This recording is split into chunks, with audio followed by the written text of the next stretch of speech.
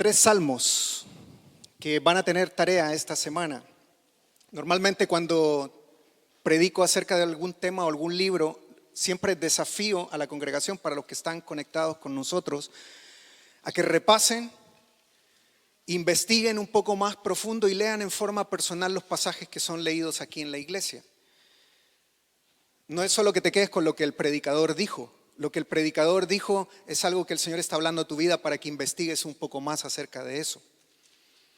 Y hoy quiero hablar acerca de tres salmos que apuntan a Cristo y mi relación con Él. Tres salmos preciosos. Que déjeme decirle algo que descubrí esta semana. Al leer estos tres salmos juntos, se saborea de una forma diferente la palabra del Señor. Yo siempre había leído el Salmo 23 en forma separada. Había leído el Salmo 24 en forma separada y había leído el Salmo 22 tal vez en otra ocasión, pero esta vez leí el Salmo 22 seguido del Salmo 23 y seguido del Salmo 24 y encontré algo muy interesante. Tiene una progresión, están conectados, son proféticos, escritos por el mismo autor David y todos apuntan a Cristo. Son proféticamente dirigidos a Cristo. 1000 años antes de que Cristo naciera, de que Dios se encarnara en esta tierra, David, inspirado por el Espíritu Santo, ya había hablado acerca de Él, Jesucristo. El Salmo 22 es llamado el Salmo de la Cruz y muestra en forma literal y impactante lo que Jesucristo hizo por nosotros para darnos salvación. El Salmo 23 ustedes lo conocen. Tal vez usted diga, nunca he leído o no me acuerdo del Salmo 22, del Salmo 24, pero estoy seguro que el Salmo 23 sí lo ha leído, o por lo menos el versículo 1, ¿verdad? Del Salmo 23. El Salmo 23, famoso Salmo del pastor, que muestra nuestra relación con el pastor. Él nos guía, Él nos lleva, nosotros le seguimos, reconocemos la voz del pastor. Prediqué de eso el domingo pasado. El pastor habla y las ovejas le conocen y le siguen. Y el Salmo 24, el salmo que algunos llaman el Salmo del Rey, muestra la gloria de Jesucristo y por ende la nuestra también, porque Jesucristo, al ser glorificado, en Él hay esperanza para que nosotros también seamos glorificados algún día. ¿Quién espera ese día? La Biblia dice que seremos glorificados. Estamos camino a ser glorificados. Algún día, cuando el Señor nos llame, o si el Señor viene, seremos glorificados. Este cuerpo de muerte será transformado, dice la palabra. Jesucristo ascendió y recobró toda su gloria. Salmo 24 nos muestra algo de eso y lo vamos a ver ahora. Así que ahí están los tres salmos. Tarea para esta semana, lea los tres seguidos, corrido, y después saque conclusiones. Los tres son proféticos, apuntan a Cristo, escritos por el mismo autor, están conectados. Salvador, pastor y rey, y todos apuntan a diferentes aspectos de Jesús y lo que Él ha hecho por nosotros. Es literalmente el Evangelio. Por eso que cuando estaba leyendo estos tres salmos juntos, no pude más que ver el Evangelio presentado en estos tres salmos. Son la obra de Cristo en favor de nosotros. Comencemos con el Salmo 22, que nos confronta con nuestra salvación. El Salmo 22, si usted lo lee bien, se va a encontrar y se va a confrontar con la salvación que tuvo un precio que ser pagado, un precio alto. Este salmo fue escrito 1000 años antes de que Jesús muriera en la cruz. Sin embargo, David, el escritor de este salmo, es tan exacto en los detalles proféticos acerca del Señor, que pensarías que Él estuvo el día de la crucifixión. Pensarías que David estuvo ahí mirando la crucifixión de Jesucristo. Mira lo que dice el Salmo 22, versículo 1. Dios mío, ¿por qué me has desamparado? ¿Por qué están tan lejos de mí la salvación y de mí las palabras de clamor? Las mismas palabras de Jesús en la cruz del Calvario están registradas allá en Mateo 27, si usted quiere compararlas. Son salmos proféticos. David en el Espíritu estaba siendo inspirado para decir literalmente lo que Jesucristo dijo 1000 años después en la cruz del Calvario. Padre, ¿por qué me has desamparado? Jesucristo se sintió solo en la cruz del Calvario ese día. Nadie estaba con Él, todos habían desaparecido y Él fue castigado injustamente por nosotros. Mira lo que dice el versículo 2, Salmo 22, 2. Dios mío, clamo de día y no respondes, y de noche y no hay para mí reposo. Jesús fue abandonado en la cruz. Lo dijo, Padre, ¿por qué me has abandonado? Se sintió solo y en oscuridad. De hecho, el día que Jesucristo muere en la cruz, se recuerda, vienen tinieblas y hay un terremoto. Se mueve la tierra y hay casi como un eclipse, se oscurece todo, vienen tinieblas. Jesús, la luz del mundo, se apagaba y las tinieblas venían. Fue casi como algo simbólico que estaba diciendo: la muerte está tomando posesión de todo. Es como si la muerte hubiese aprovechado en ese momento en que Jesucristo muere en la cruz del Calvario y quiere venir en oscuridad a atrapar este mundo. Claro, nosotros sabemos que eso no fue así, ¿verdad? Nosotros sabemos que al tercer día Jesucristo, ¿qué? Resucita. Así que esas tinieblas que vinieron en ese momento se disiparon. Claro, nosotros sabemos eso.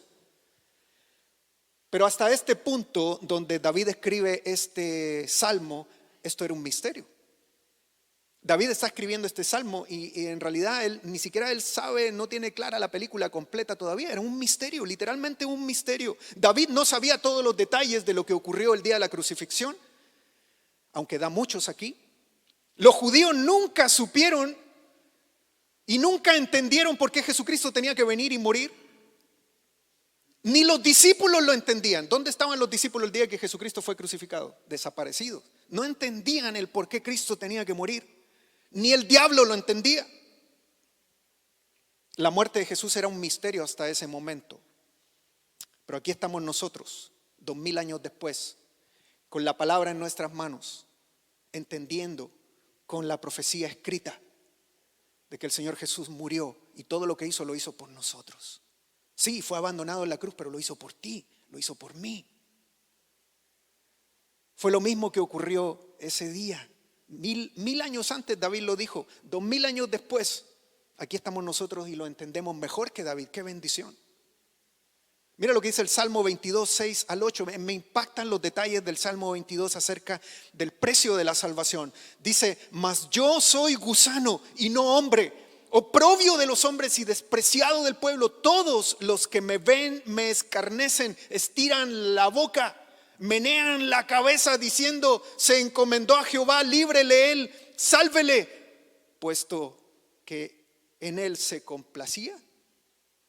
Miren lo que está diciendo David aquí. Saben, los estudiosos del Salmo 21 siempre han tratado de buscar en qué momento David dijo esto, porque no se parece a ningún evento donde David haya estado. Se parece más a la ejecución de un hombre. Es que era profético. Era palabra para que nosotros tuviésemos la profecía completa, la profecía y el entendimiento que Jesús vendría y cumpliría esto. Fue lo mismo que ocurrió ese día. Jesús fue despreciado, la gente meneaba la cabeza y decían: que se salve el mismo. ¿Se recuerdan? Está registrado en los evangelios. La gente decía: pues que se salve el mismo, que se ayude el mismo. No sanó a tanta gente y no ayudó a tanta gente y ahora está ahí colgado y no se ayuda el mismo. Exactamente lo que las personas dijeron 1000 años después. Hizo milagros para otros, que haga un milagro para él mismo. Pero es la palabra gusano la que me llamó la atención aquí. David en el Espíritu dice: mas yo soy gusano y no hombre. Hay una tipología aquí interesante. Nunca había encontrado esto. Esta semana lo descubrí, buscando algunos libros, algunos comentarios. Y cuando vi la palabra gusano, un gusano puede ser aplastado fácilmente. Aplastar una serpiente puede ser más complicado, pero aplastar un gusano no tiene nada de complicado. Pisarlo no tiene nada de complicado. La palabra gusano usada aquí en hebreo es tola. Y tola era una especie de larva que se usaba para teñir la ropa. Era conocida, y aquí usted va a encontrar la conexión, como la larva carmesí. Wow, cuando yo leía esto esta semana trataba de comparar con la profecía. Es increíble.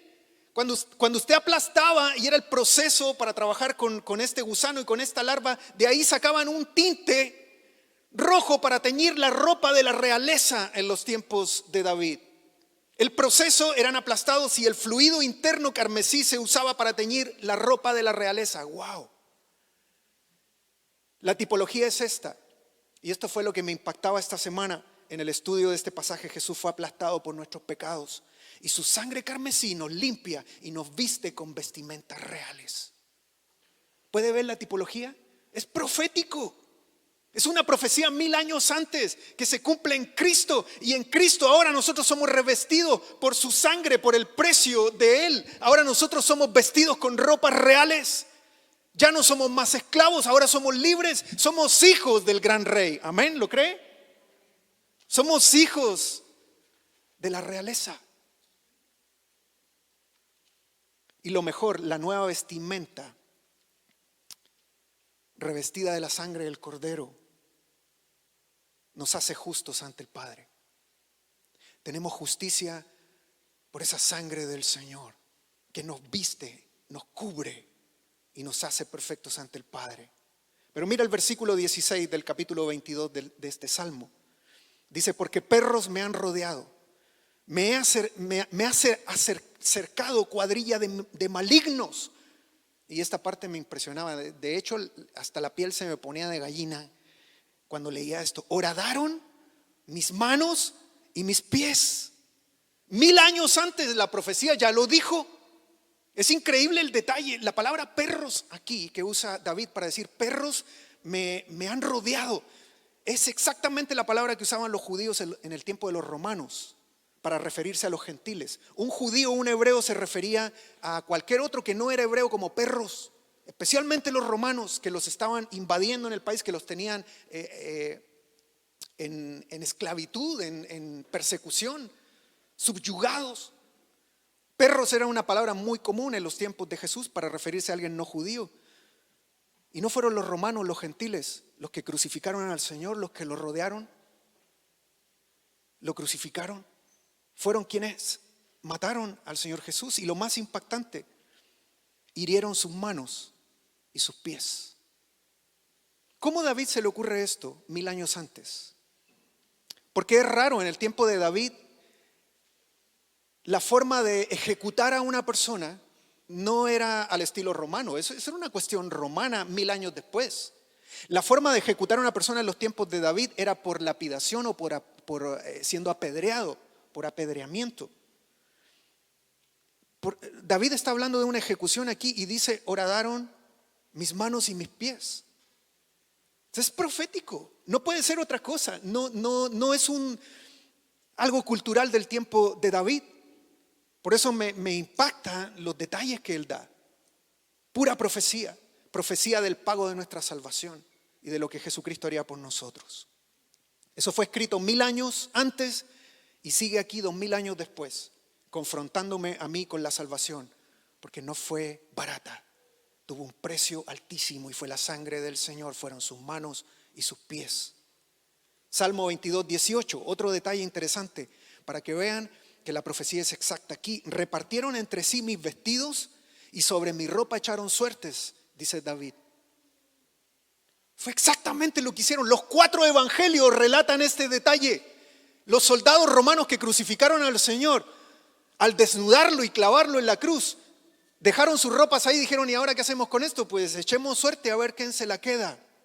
Los 4 evangelios registran este hecho y no dejo de sorprenderme.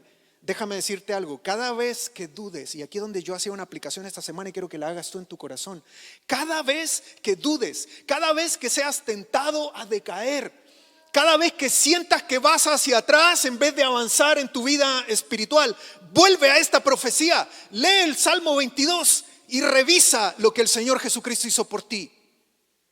Es más impactante leer lo que el Señor Jesucristo hizo en una profecía 1000 años antes que incluso los mismos 4 evangelios que dicen exactamente lo mismo. Pero cuando leí este salmo, yo decía: increíble cómo el Señor ha tenido preparado el evangelio y lo que el Señor Jesucristo hizo por nosotros desde antes. Desde antes ya estaba escrito, ya estaba dicho lo que el Señor haría por nosotros para salvarnos. Y es aquí donde viene el Salmo 23. Aquí es donde lo conecta. Porque yo siempre había leído el Salmo 23, pero nunca lo había conectado con el Salmo 22. Aquí es donde viene el Salmo 23. El Salmo 23 confronta mi relación con Jesús.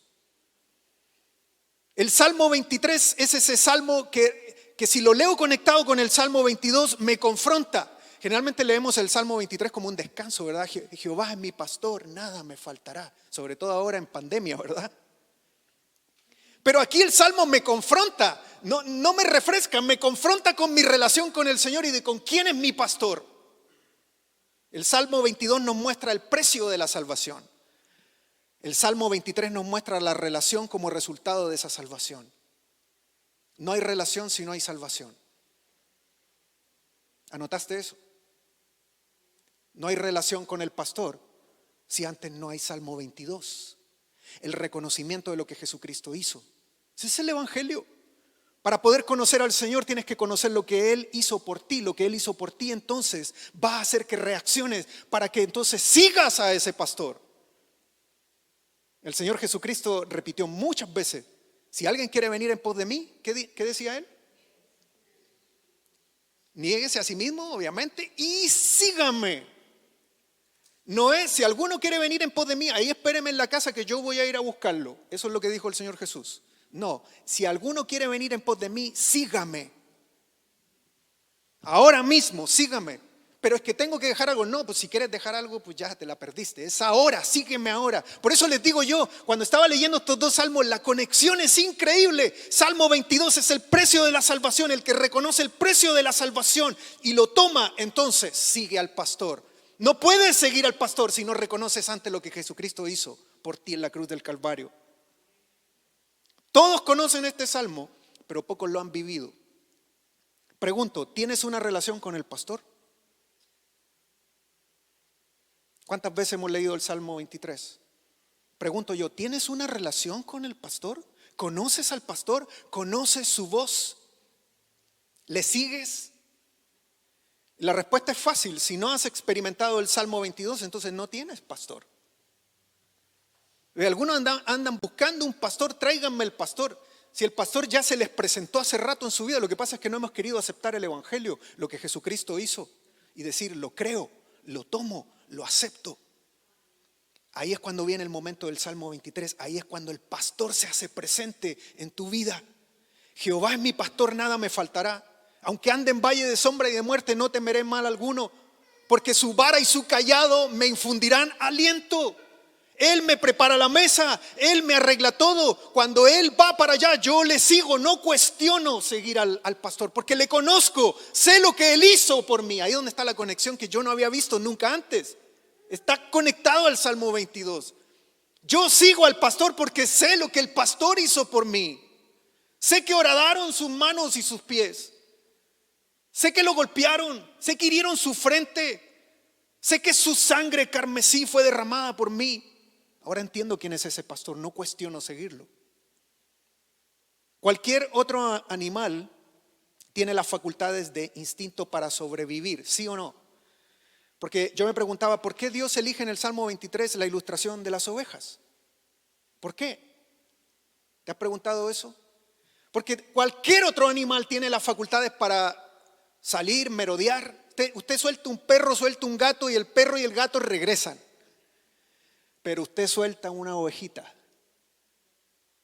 Usted suelta una oveja y la oveja se pierde en la puerta de su casa.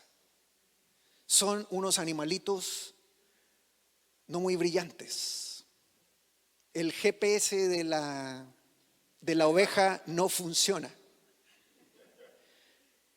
Y piénselo, el GPS de la humanidad no funciona. Por eso el Señor nos compara con ovejas. Porque tristemente esta humanidad está perdida, no tienen un pastor, no tienen una relación con un pastor.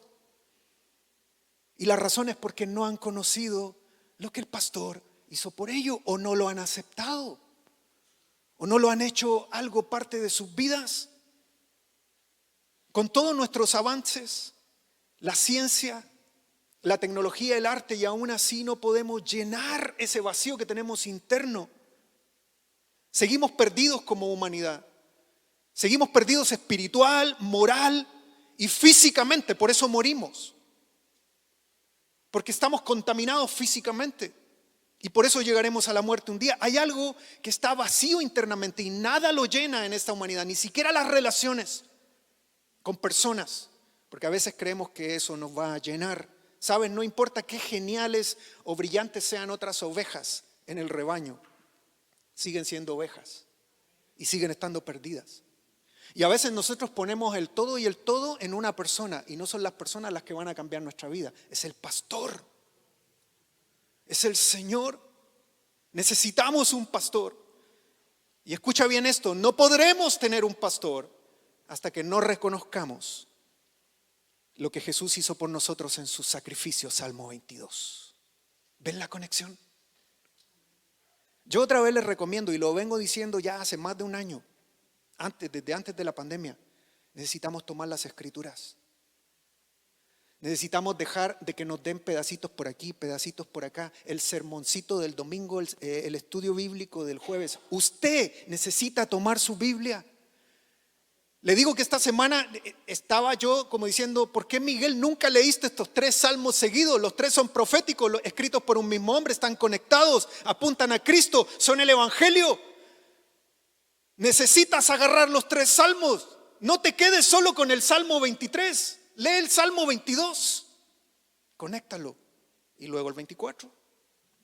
No hay Salmo 23 sin antes reconocer el Salmo 22. No hay pastor si no hay entendimiento de quién es mi Salvador. ¿Estamos de acuerdo hasta ahí? Acepta el Salmo 22 y entonces di como yo, Jehová es mi pastor. Con autoridad. Porque mucha gente dice Jehová es mi pastor, pero ni siquiera conocen el Salmo 22 o no saben qué pasó ahí. Y llegamos al Salmo 24. Salmo 24 nos confronta con un rey. Porque si tienes un Salvador y si tienes un pastor, déjame decirte que tienes un rey al cual adorar. Esto es clave de entender. Mira lo que dice el Salmo 24:1. Del Señor es la tierra y todo cuanto hay en ella. El mundo y cuantos lo habitan. Todo es del Señor. Él es rey, Él es soberano. No hay nada en este mundo que no le pertenezca. Por derecho de creación pertenecemos a Dios. ¿Captas eso? Por derecho de creación, ¿a quién le pertenecemos? A Dios. Es un derecho que Él tiene sobre nosotros. Eso se llama derecho de creación, es decir, que somos criaturas de Él. Criaturas de Él es muy diferente a ser un hijo de Él. Para ser hijo, usted tiene que tener una relación con el Padre. Pero por derecho somos creación de Él. Mira lo que dice el Salmo 24:3, el versículo 3 es muy interesante. Dice, ¿quién puede subir al monte del Señor? ¿Quién puede estar en el lugar santo? ¿Quién puede presentarse ante ese rey que tenemos? Y aquí hay una referencia profética al monte de Sión. Dice, ¿quién puede subir el monte del Señor? Se refiere al monte de Sión, un monte santo donde Jehová Dios se apareció a Moisés, al pueblo, y ahí recibieron la ley y muchas cosas. Era el monte del Señor, ahí está la presencia, era símbolo de la presencia de Dios. ¿Quién puede subir ahí? Y también hay una mención profética aquí al lugar santo, el tabernáculo, el templo de los judíos. Ahí estaba la presencia del Señor. ¿Quién puede llegar ahí? Sabemos que al monte de Sión Moisés solo llegó a la cima y a él se le entregó la ley. Y cuando bajaba Moisés del monte dice que brillaba su cara. Pero no cualquiera podía subir al monte. Se moría ahí mismo, todavía no llegaba ni a la mitad del monte y moría. Y lo mismo en el tabernáculo, una vez al año entraba un sacerdote amarrado con una cuerda por si se moría adentro. Porque la presencia del Señor no es para jugar. ¿Quién puede subir al monte del Señor? ¿Y quién puede estar en el lugar santo? Esto también es símbolo profético del cielo y de la presencia del Señor, donde está el Señor, su trono. Y la pregunta es, ¿quién puede llegar ahí? ¿Quién? Me quedé con esa pregunta. ¿Quién? ¿Quién de toda esta creación? Y aquí el versículo 4 se adelanta una respuesta. Versículo 4 del Salmo 24. ¿Solo quién? El de manos, ¿qué dice ahí? Limpias y corazón puro, el que no adora ídolos vanos ni jura por dioses falsos. Manos limpias significa lo externo, lo que tú ves. Este hombre, dice uno en el lenguaje popular de nosotros, está limpio de manos. Eso es lo externo, es lo que vemos. Pero corazón puro, ¿a qué se refiere? A lo interno. No es tan solo estar bien por fuera, es estar bien por ¿dónde? aquí adentro. Mucha gente está aparentemente bien por fuera, pero por dentro no han llenado sus vidas, no está el pastor en sus vidas. Salmo 24, y ahora leamos el versículo 5 y 6. Quien es así, el limpio de manos externamente y corazón puro internamente, el que es así recibe bendiciones del Señor. Dios su Salvador le hará justicia. Tal es la generación de los que a ti acuden, de los que buscan tu rostro, oh Dios de Jacob. ¿Cuál es la cuestión aquí? Que cuando yo estaba leyendo estos 3 salmos y llegaba aquí al Salmo 24, me preocupaba. Y la cuestión es esta: ¿quién es así? Porque el versículo 5 dice: quien es así, de manos limpias y corazón puro, ese es el que entra en una relación con Dios, es el que llega ante el Rey. ¿Quién es así?, me preguntaba yo. ¿Quién podrá estar limpio por dentro y por fuera? Te pregunto yo, ¿estás limpio por dentro y por fuera? ¿O aparentas una limpieza externa, pero todavía hay muchas cosas en tu corazón que no han sido llenadas? ¿Quién puede decir yo estoy limpio y lleno por dentro y por fuera? ¿Quién es así? ¿Quién podrá estar limpio? ¿Dónde está esa generación? ¿Dónde están? Preséntenmelos, please, porque aquí habla de generaciones. Yo quiero unirme a ese grupo. La respuesta obvia que encontramos en las Escrituras cuando hablamos de esta humanidad es: nadie califica. ¿Quién podría calificar limpio por fuera y limpio por dentro? Por esta razón el Antiguo Testamento siempre resalta el sacrificio que los judíos hacían. ¿Cuál era el sacrificio que los judíos hacían para poder limpiarse ante el Señor de sus pecados? Ellos sacrificaban animales. Sacrificaban animales para eso, toros y machos cabríos. El asunto con los sacrificios en el Antiguo Testamento era que no quitaban la mancha del pecado, solo la cubrían temporalmente. Cada año había que hacer un nuevo sacrificio por los pecados. Por eso es que siempre resalta esta pregunta: ¿quién es así? ¿Quién puede entrar con manos limpias y corazón puro? Y la respuesta en el Antiguo Testamento es: nadie puede. Entonces Dios provee una solución momentánea: el sacrificio de algunos animales. Y cada año había que hacerlo. Mira lo que dice Hebreos capítulo 10 referente a esto. Hebreos 10, 1 al 4. La ley es solo una sombra de los bienes venideros. Es decir, todas esas leyes que se hacían en el Antiguo Testamento es solo una sombra de los bienes venideros y no la presencia misma de estas realidades. Es decir, eso era temporal. Por eso, dice, nunca puede, mediante los sacrificios que se ofrecen sin cesar año tras año, era lo que hacían los judíos, hacer perfectos a los que adoran. Un sacrificio no te sirve para ser perfecto ante Dios. De otra manera, dice, ¿no habrían dejado ya de hacerse sacrificios? Dice el autor del libro de Hebreos. Si hubiesen sido perfectos estos sacrificios, entonces pues ya se hubiesen dejado de hacer, pero en el tiempo de él no se habían dejado de hacer. Ya no se habrían sentido culpables de pecado. La gente para hacer un sacrificio, ya no me siento culpable de pecado, pero eso no ocurría. La gente siempre tenía algo que llenar en su interior.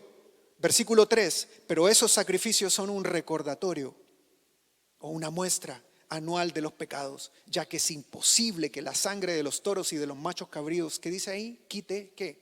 Los pecados. Cada año había que hacer una cobertura, había una cobertura. Pero lo que había abajo en las personas, lo que estaba adentro seguía ahí. Solo se cubrían temporalmente. El apóstol Pablo lo aclara un poco más y de hecho usa las profecías del Salmo 53 y Salmo 14. Eso está en Romanos 3, 9 al 12. Mira lo que dice. ¿A qué conclusión llegamos? Dice Pablo. Pablo llegó a una conclusión con respecto a esto.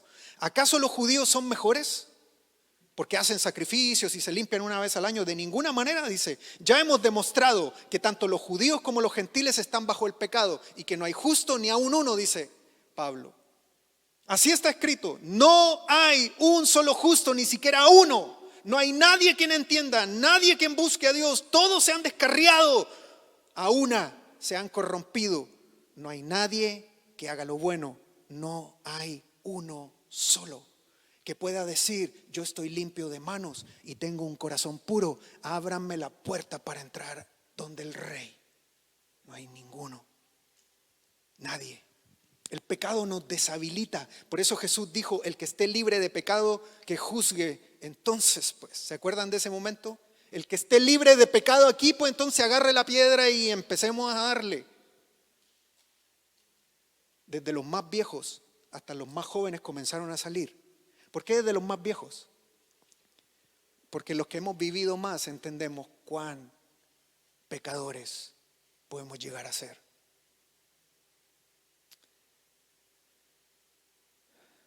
No hay nadie con suficiente perfección, limpio de manos, corazón puro, para llegar ante el Rey.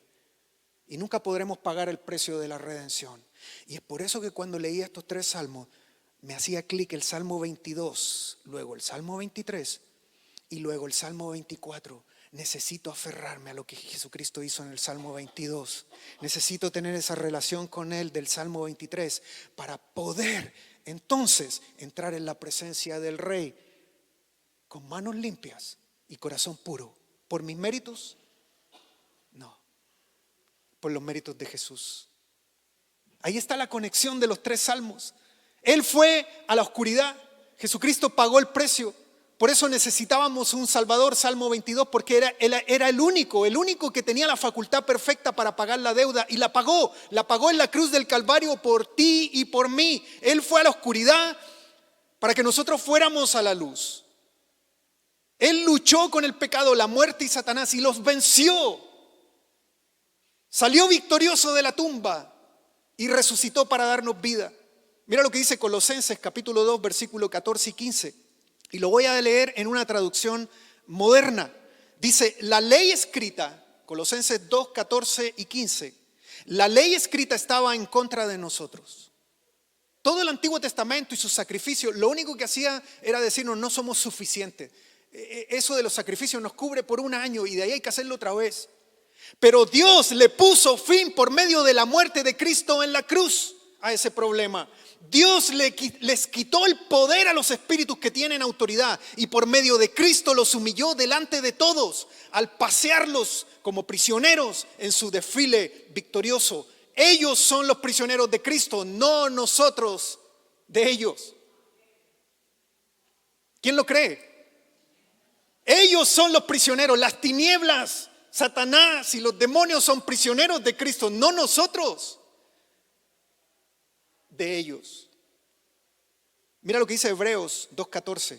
Por tanto, ya que ellos son de carne y hueso, Él también compartió esa naturaleza humana para anular mediante la muerte al que tiene el dominio de la muerte, es decir, al diablo. Por eso Jesús dice con toda autoridad en Apocalipsis 1:18.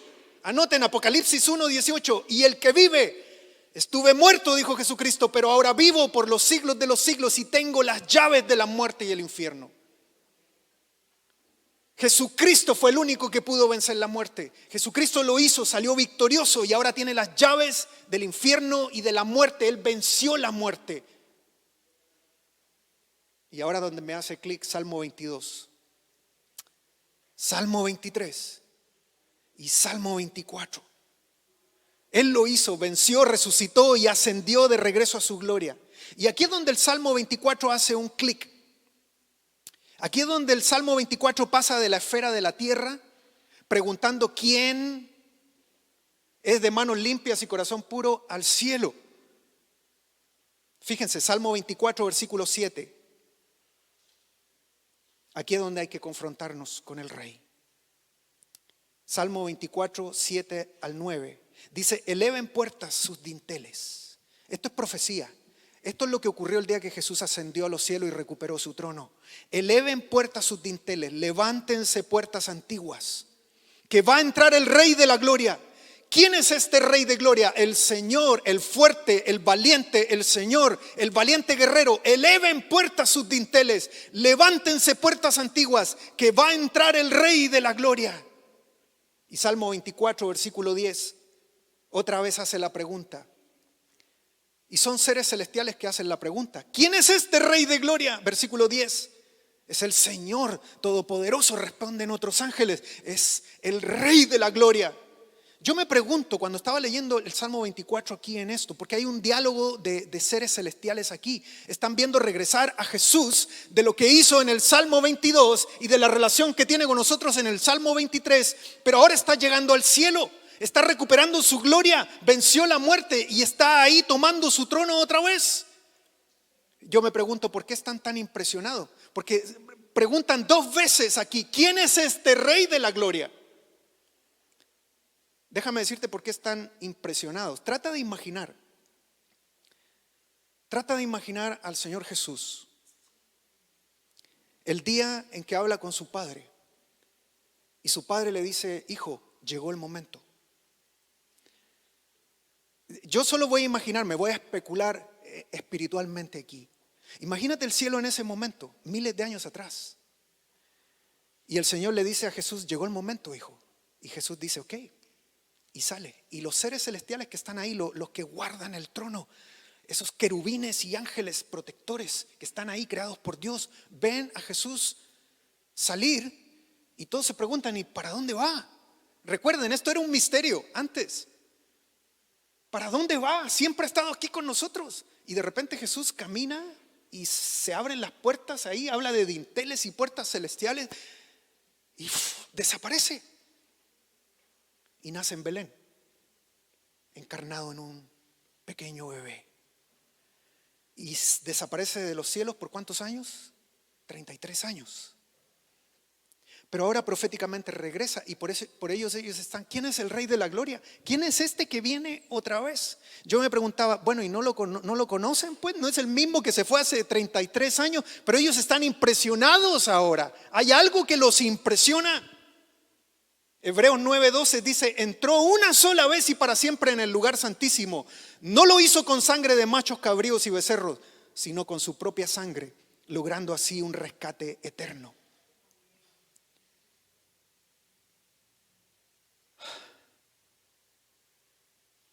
Cuando Jesús regresa a los cielos, los ángeles ven una diferencia en él. ¿Alguien me puede decir cuál es la diferencia? ¿Quién es este Rey de la gloria? ¿Saben? Yo trato de imaginarme otra vez la conversación de algunos seres celestiales ahí. Pues mira, ¿quién es este Rey de la gloria? Y otros: es el Señor, Dios Todopoderoso, es Jesús, está de regreso. Pero sus manos están diferentes. Sus pies están diferentes. Miran su frente, miran su costado. Es el Salmo 22. ¿Y qué fue a hacer todo este tiempo a la tierra? Salmo 23, a establecer una relación contigo como pastor. Y en el Salmo 24 entra con toda su gloria y vence la muerte. Pero ya no viene solo. Yo le digo que voy a estar con él algún día, porque esa es su promesa. Así que, ¿quién es este Rey de la gloria? Lee Salmo 22, lee Salmo 23, lee Salmo 24 y tienes el Evangelio presentado a tu vida. Yo quiero que se pongan de pie. Piensa en tu Señor. Ya no es solo el Salmo 23, es su salvación y el precio que Él tuvo que pagar. Y gracias a ese precio que Él tuvo que pagar es la relación que tengo yo con Él hoy. ¿Por qué mi relación no está bien con Dios? No sé. Ahora que leo el Salmo 22 digo: no es posible. Necesito mejorar mi relación con el pastor. Y cuando el pastor vaya para allá, yo lo sigo. No cuestiono nada de mi pastor, porque sé lo que Él hizo por mí. Él es el Rey de la gloria. Ahora al Señor. Porque déjame decirte algo: Él ascendió a los cielos y cuando llega al cielo, Él da muestra de lo que hizo. Él es el Rey que recupera el trono, porque vence la muerte y lo hace por nosotros. Te adoramos, Señor. En esta tarde te exaltamos, Señor. Y si hay alguien aquí que ha entendido el mensaje, es bien simple lo que tienes que hacer ahora. Acepta el sacrificio de Jesucristo en la cruz, Salmo 22. Acéptalo por fe y dile a Cristo: sé lo que hiciste por mí, lo acepto y te acepto a ti, ven a mi vida. Y entonces el Salmo 23 va a ser una realidad para ti. Vas a tener un pastor un pastor que te va a dar los mejores pastos y va a adornar para ti la mejor mesa y te va a llevar a lugares que no te imaginas. Camina con ese pastor, toma la mano de él. Es Jesús, es el mismo Jesús que se sacrificó por ti. Y algún día estarás con él en la gloria, allá en su trono, para siempre. ¿Quién ha orado así?